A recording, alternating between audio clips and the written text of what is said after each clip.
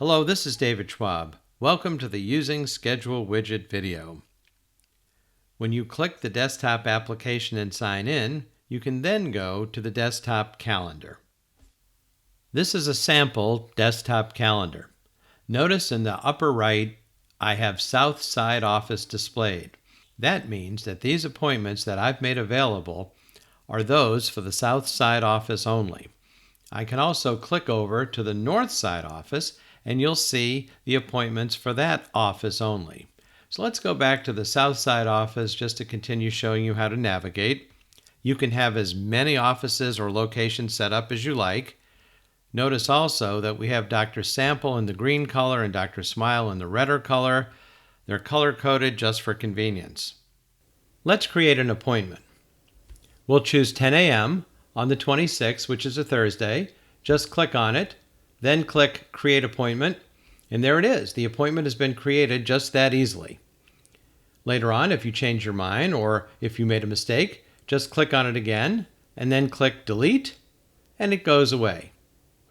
Here is what you will see on your desktop calendar when a patient selects an appointment.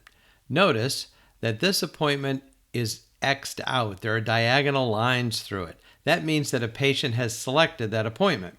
This other appointment on the 7th is not X'd out, which means it's still going to show availability.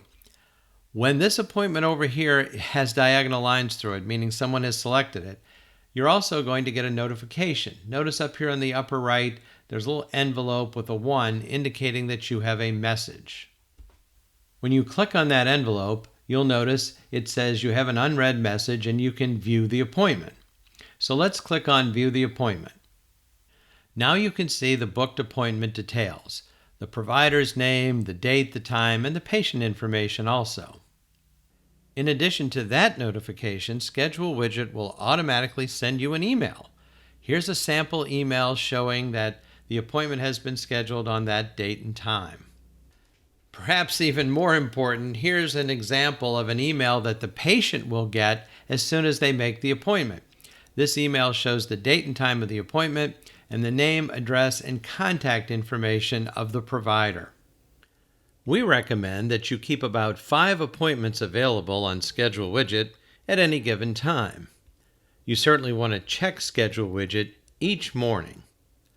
Add new appointments because you want to keep that number of available appointments at about 5 at all times. Be sure to enter appointments in your practice management software.